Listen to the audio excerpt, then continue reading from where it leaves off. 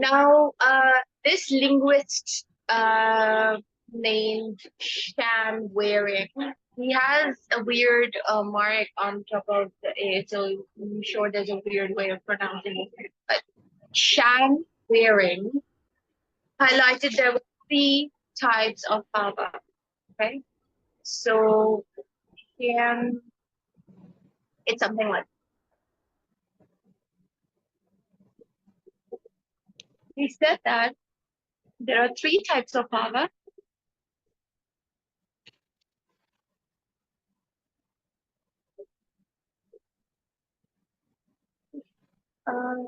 One, political power. Number two, personal power.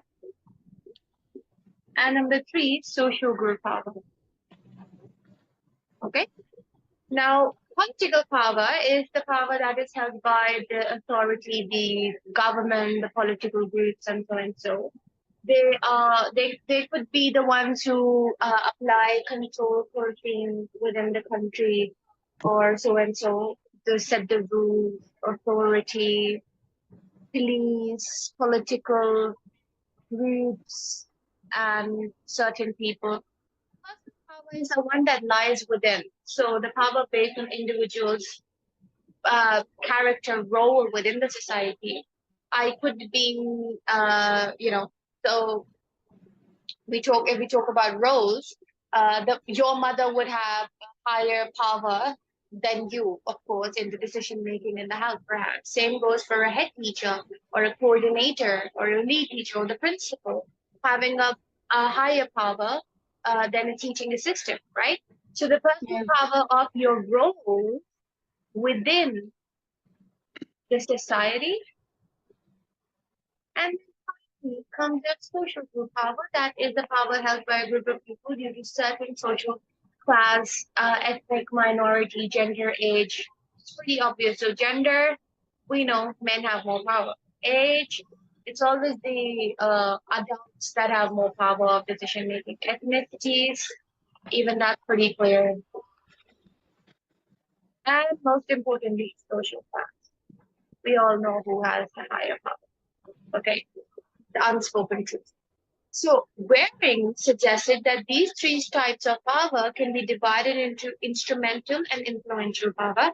Um, People and organizations, they hold the instrumental power, influential power, all three at once. So the two types of power that he identified. So we have two power groups, three power groups, yes. Now the types of power, one is instrumental,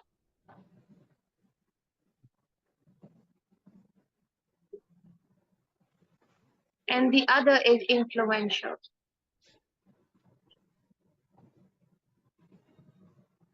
Wait, suddenly I had forgotten the spelling.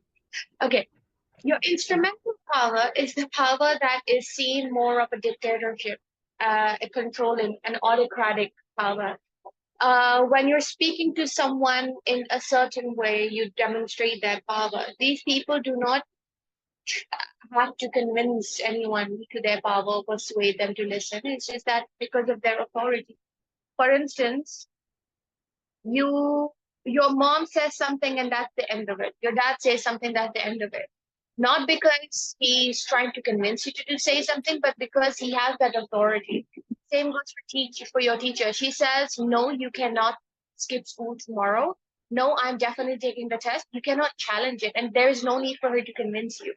It is clearly because she has authoritative power. She has the authority to display the power on you or on the decision or whatever it is.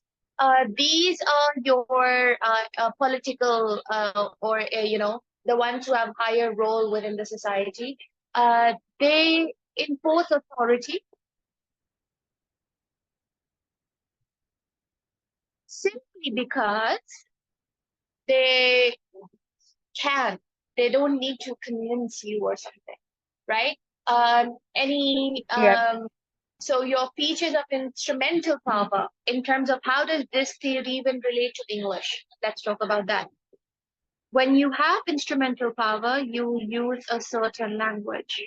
Now, when you're reading a certain piece of text, you can identify this language and then relates to this theory that, the writer in the text is adopting an instrumental power, or, because they have this certain role or something. So why formal tone? They adopt imperative sentences,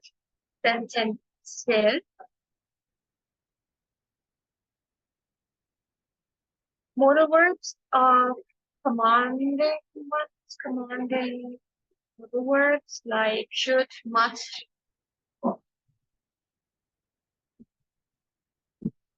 and so and so.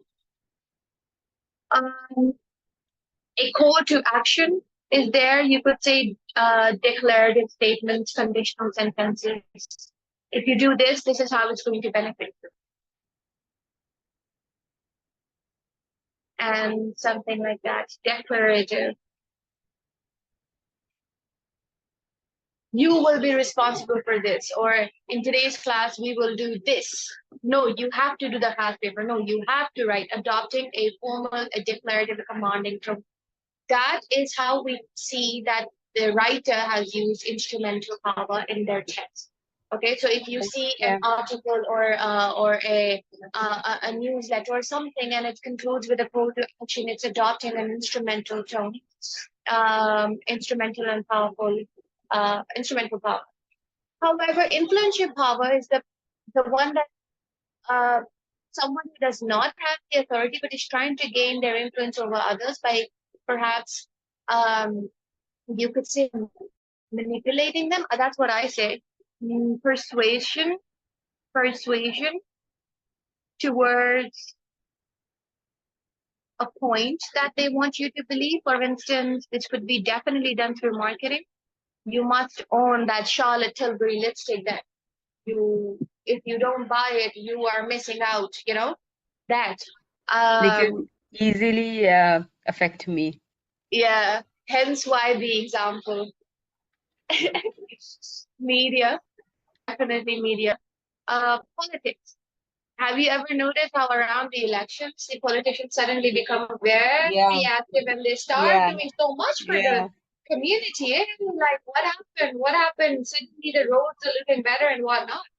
So it's a little insane. That is the influential power.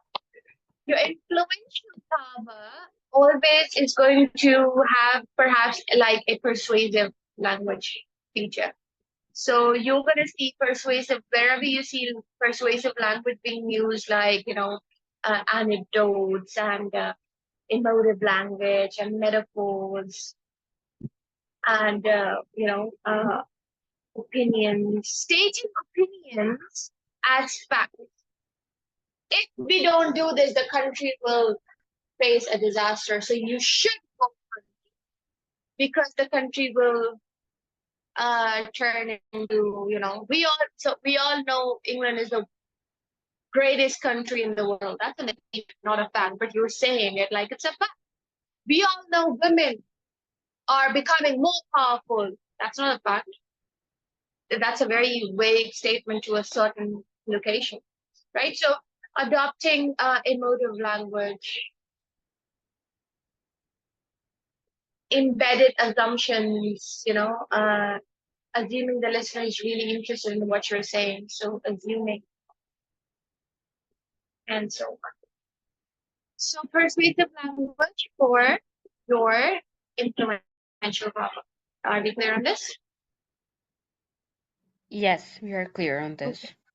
So further, in terms of language and power theories, there's this theorist named, this is okay, let me just start.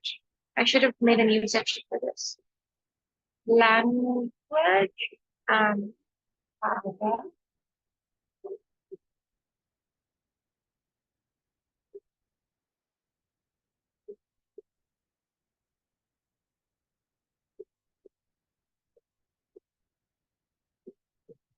Very close.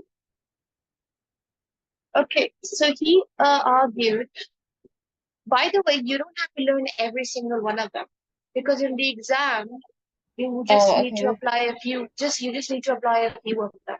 There's Oh, no need okay. to learn every one of them. Okay, so if you find some that you might not find relevant or difficult to learn or are extra, forget it, skip it. It's okay. Even in sociology, we never learn all the theories. We always end up Mm, skipping a few. It's not the end of the world if we skip it. Okay. okay. Then I'll argue that language is used to reflect the structures of the society.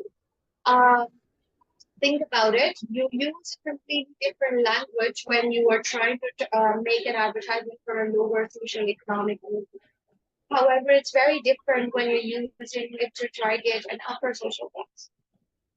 So we should use language to recognize when it is being used by the powerful people to influence or persuade or influence your mind. Wait, Miss, I can't hear Uh, you. It's like your voice is okay. kind of breaking. Okay, is it better now? Wait, let Yes, me move it. way better. Yeah, I just moved. Yeah, my mouth mic was too close.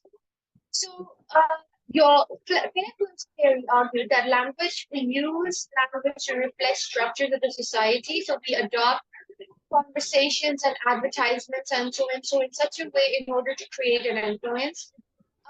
He says that we should analyze to recognize when it is being used to be powerful and persuade or create an influence on us individuals. And so he said that language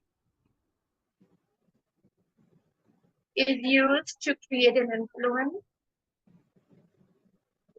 And he calls this the critical discourse analysis.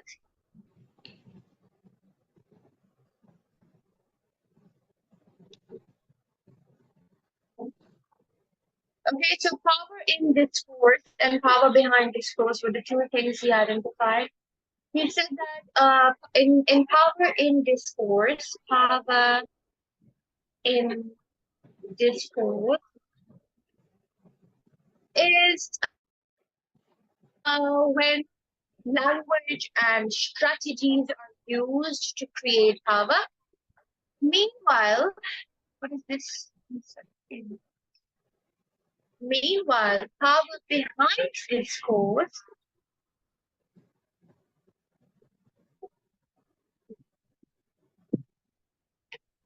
is the sociological and ideological reason behind who is actually behind that power. Like a Marxist would say the upper class is behind the poverty, Yeah. upper social class is behind the power, right? So these are two things that he identified. So he said language to influence individuals and their minds. He identified a critical discourse. He identified this as a critical discourse analysis. There are two types of power discourses.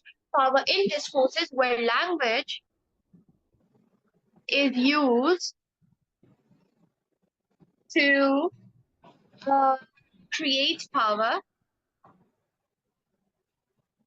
Meanwhile, power behind is they're doing it from the back. That's why it's called behind. So Mm-hmm. they're asserting power. Okay, so there.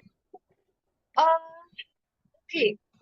Now this guy and the cold guy was kind of connected. So this theory was actually influenced by this guy named Foucault or Foucault, however you want to say it, Foucault.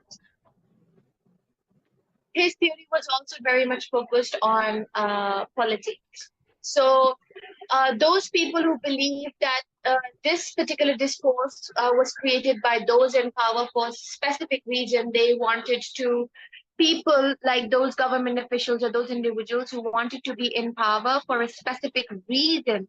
Their specific reasoning was what to maintain social control, to control the revolt from the proletariat, to maintain that social order. So some are there in power in order to maintain social control. They want to control through this power because they want to maintain a discipline, hence why the disciplinary power. Okay. Okay. And the other could be the pastoral power, where, there are positive and negative sanctions that if you do wrong, you will be punished or arrested or so and so. Okay. So he was the one who came up with the discourse analysis initially. Okay. So this is what he had to say, that the power was there. It was created by those in power for a specific reason. Their reasoning could be to most likely to maintain a form of social control.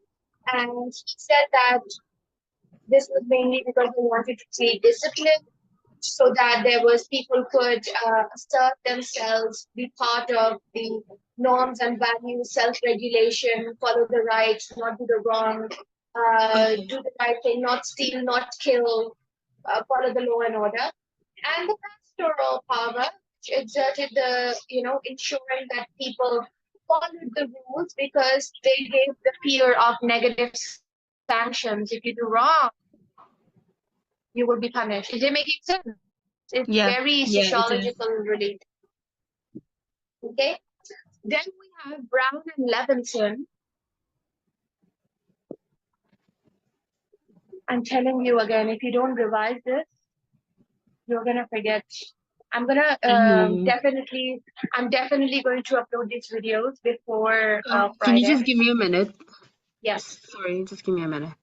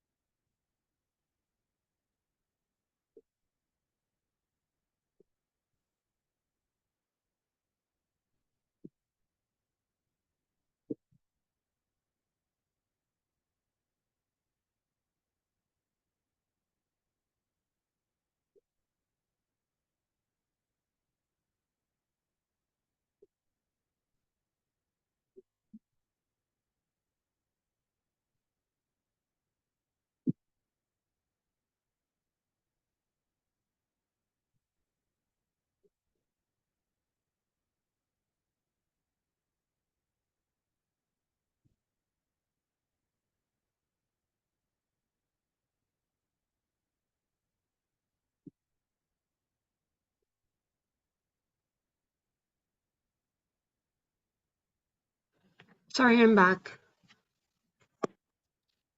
Okay. No worries. Now Brown and Levinson. Do you remember Goffman's face theory? How we put up a nice face for people we want to please and we feel comfortable with. Remember? Yeah, kind of, Yeah, yeah. kind of. Okay. Remember examples of how you have a different face with me and then you have a different Yeah, face yeah, with, yeah, yeah. You did it yeah, that, yesterday. Yes, yes, yes, yes. yes. That one. This is the theory, yeah. So Goffman's spacework theory was is kind of connected to this one. So this Brown and Levinson brought up this theory called the politeness theory, which is based on Goffman's spacework theory. Spacework was all about preserving and making a pretending or displaying a face that is, uh, attractive and trying to be nice, basically making yourself like a good person in front of the person or the way you want to be displayed as another person to that person, right? So Brown and Levinson stated that Mm-hmm. there are different levels of politeness that we use with Yeah. others, and it's mostly because of the how strong or weak, basically the power of our relationship is. So the more powerful they are, the more polite we are, and that is very true. No matter how mean they are to us, we have to be polite to them if they are in that powerful position, be it any role. Mm-hmm. So no matter how much you hate your teacher, you still have to be nice to her, right? So powerful position equals politeness. So the higher the power, the higher the polite. Not the higher the politeness, means that you have to be polite to them. So, there is that, right? So that's simply Brown and Levinson's theory that, the more powerful they are, the more polite we are. If there's a political person in front of you, you're not going to go into their face and be like, listen, you destroyed our country. I am not going to pay you tax. And you're not going to do that because his bodyguards are probably there and they'll shoot Oh my you. God. But then again, if you're in a gathering and some Desi auntie says something to you, you can't, in front of everybody be rude or mean to her. But you're going to be polite to her, right? So why? Yeah. Because she has a certain social role in society. She's older than you, and you have been accustomed since childhood to respect your elders, right? So power position Yep. equals higher politeness, right? So that's what this theory is all about. Okay. Okay, skipping single and thought, it's just two lines, so much. It's a very short one. There's rice you should do. Rice? Wait, what should I do? Can you repeat that? Yeah, no, I'm just doing, I'm gonna Oh, tell you. okay. But Rice introduced four controversial maxims. Remember? No, we did this. Quality, quantity, relevance, and manner. Oh, yeah. Yeah, so we're done with this. Thank God. Okay, so that's it. Language and power theory, Jada. Okay, I'll send it to Oh, you.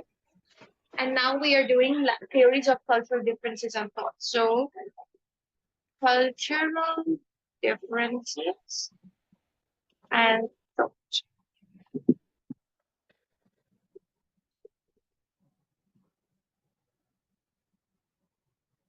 Now, this guy named Brodsky,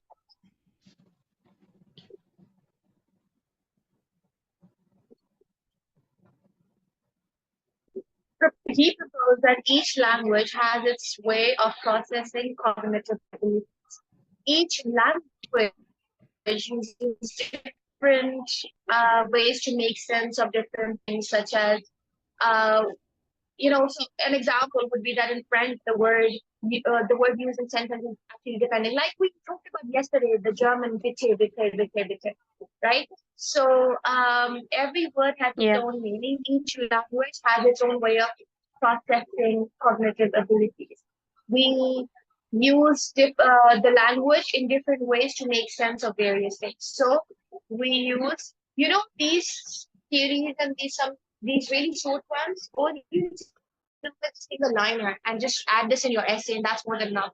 Keep in mind, Okay. your paper 4 section 2, you literally write an essay, so you just need to do some referencing by Okay. using the names. So uh, uh, you could literally say broad scheme in highlight talked about the cultural differences and thought in terms of language, and he simply said that you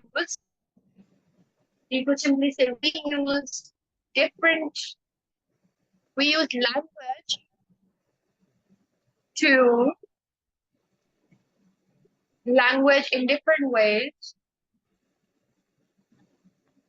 to make sense of various things. Okay, simple. Key statement that more than enough. Okay. Okay. Get this statement from what is he trying to actually say is that he actually investigated how native English and Mandarin speakers thought about time differently. Okay. Thought about what? Most countries think that Miss, time can you is repeat that? horizontal. So they think of a timeline. Time. Time. Oh, okay. Yes, time.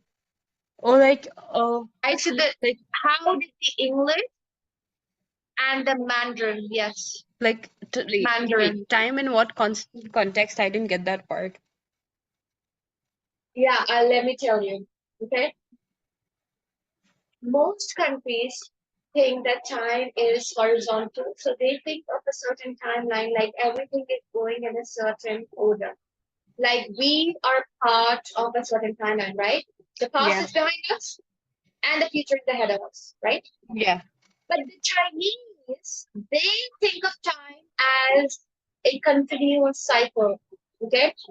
They say that what was in the past is going to come back in the future. Oh, so it's Reincarnation. history repeating itself, kind of stuff. Or Reincarnation. Yes. reincarnation. Yes. Oh, Right? So English, they say past is in the past, we are here now, and then we are going to see the future. But the Mandarin, the Chinese think of time vertically. They say that time is continuous. And it's because they believe, their culture believes in reincarnation. Okay? So the past is in the past, and so they think of it horizontally, and they think of it as vertical. Okay? So this is basically the lump sum of his theory. Okay. Then okay. comes the spare wall hypothesis. Miss, your voice is breaking again. Already done. So I'm just going to write this thing here. Just contain it because we've done it. Connected to the good internet. Let me switch my Wi-Fi. Okay, just 1 second.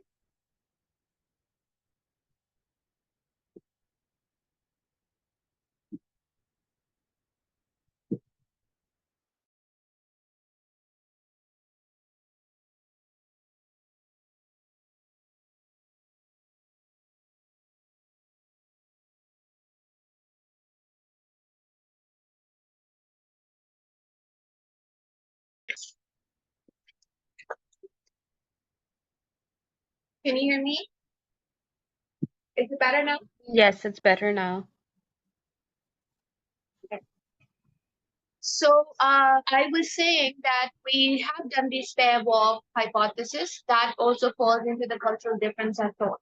Okay, Yeah. you remember uh, linguistic relativity, innatism, linguistic determinism. Remember that? With my Wi-Fi? Oh my God.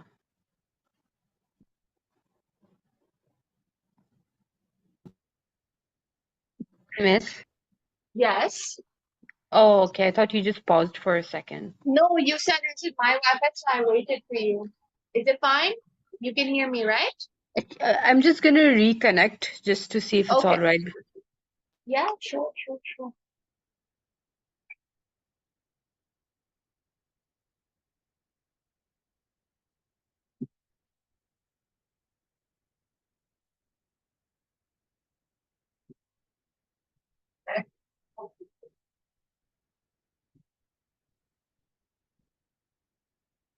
Okay, I reconnected. I hope I can hear you well now. Miss, can you hear me? Yes, I can hear you. Okay, just making Okay. sure. Okay, so remember spare linguistic determinism, linguistic relativity. We did this theory. I think yesterday. Yeah, we did it yesterday. Go over it, Yeah, you'll remember. So this is also part okay. of the cultural difference from thought. Then we have Aussie and Broadhead memory differences between English and Spanish. Do we need to know? Okay, let me just add one anyway, just in case, not take this.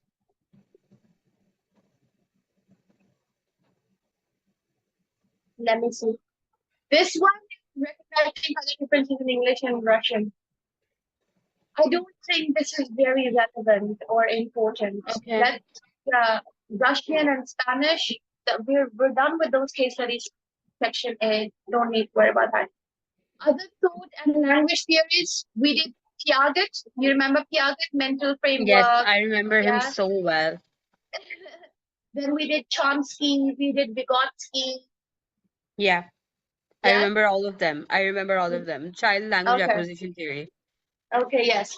So you can just reinforce, but yes, this is all about children. Chomsky talked about the innate ability and language and how it's built in us and blah blah blah. So all of that is already written here and it's all that there. Then we have to language and politics. Politics and power, both instrumental, influential power. Politicians use political rhetoric in their speech to persuade others to give them power. Rhetoric. These are your English persuasive arguments and linguistic techniques. Alliteration, rhetorical question, rule of three, metaphor, repetition, flattery, emotive language, hyperbole. Do I need to go over those with you?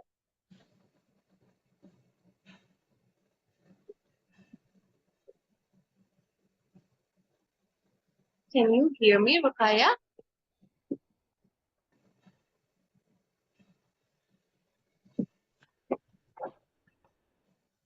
Are you there? Yes, I am there. I said that the next part is focusing on the language and politics and how politicians use Oh, I different didn't hear perspectives. that part, but I'm here, Okay, don't worry.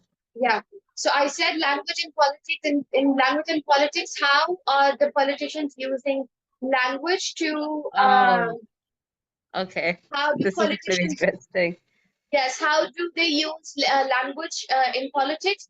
And in that, we have all the persuasive language features, alliteration, rhetorical question, repetition, imperatives, flattery, emotive language, hyperbole. Do you need me to read you?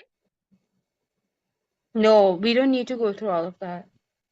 That's your English language stuff, right? I know that you already Yeah, I know what know that. metaphors and list of Yeah. three and all that is, okay? Now, apart from that, there are a few more things that they use, which you may not know. So let's go over those, okay? Other Okay. devices that they do use to influence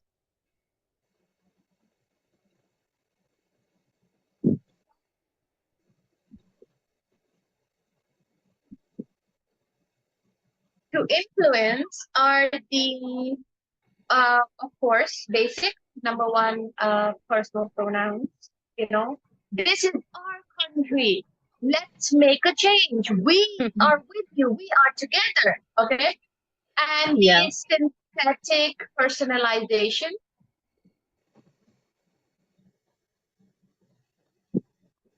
Okay, it was remember Fairclough. I just talked about him. Fairclough. I'm sure it's Fairclough. Fair He claw.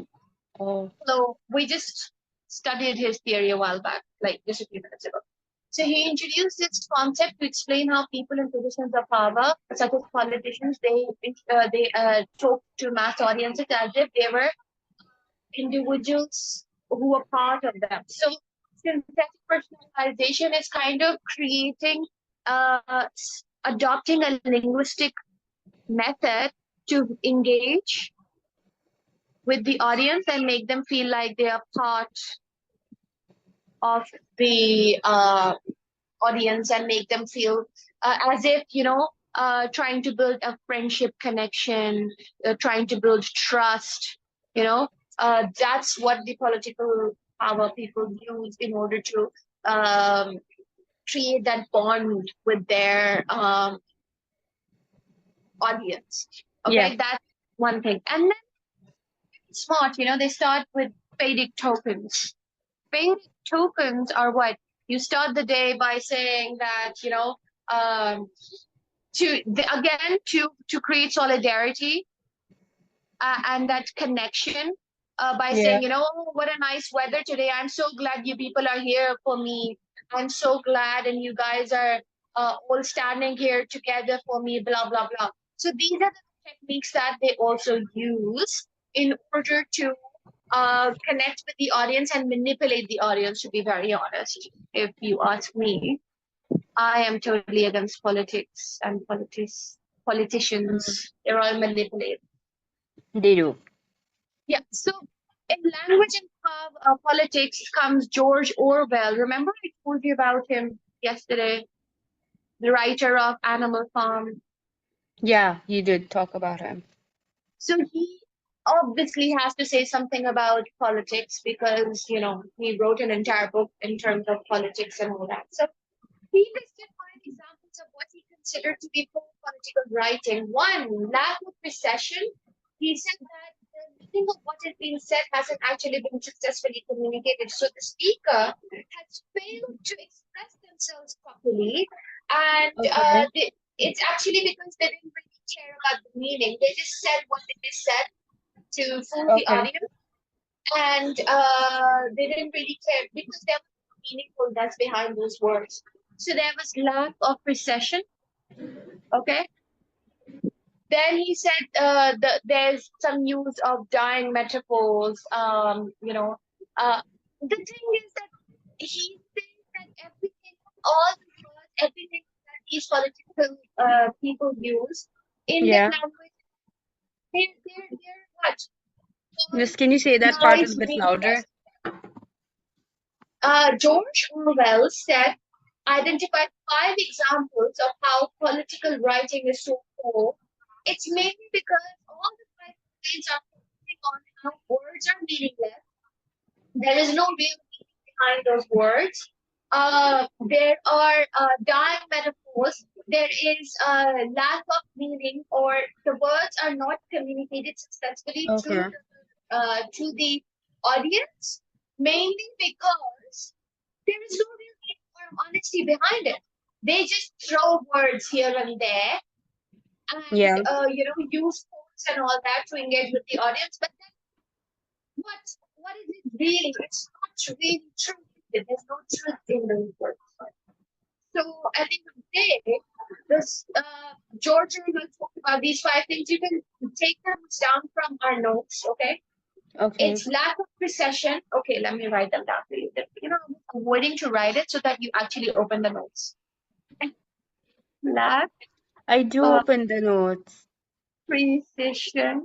Yes, I trust you. You're my hard-working student. Dying metaphors. I just feel like you have lost a bit of motivation. Yeah, I have, to be honest. Yeah, I can feel it. Was then pretentious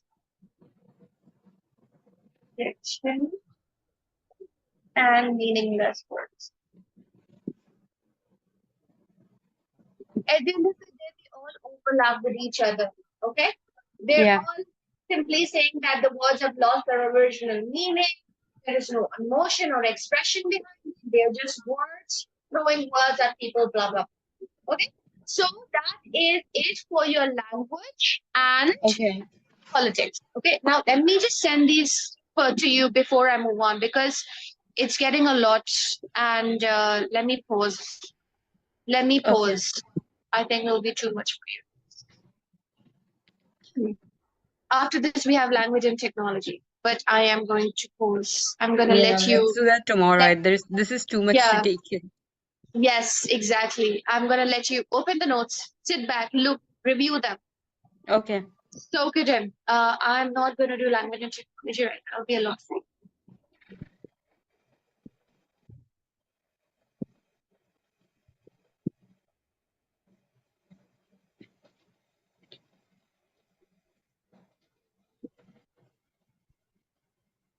So, okay. Okay, I got all of them. Okay, yeah. So after this, we have language and technology and mass media. Oh, okay. This is Uh, interesting. yeah, for language and technology, it's just like one paragraph, one simple fill by tag. and then we have the impact, and then political media, and then we have dials again, convergence, divergence. We've done that already. Then what else do we have? We have done Lebov already as well. That's done. Then we have language and gender. A lot of things are repeating, so it's not something to kind of, yeah, it's mostly repetition, but we're like 2 to 3 pages to complete this book, so then we're done. Okay. Okay. Okay. Okay.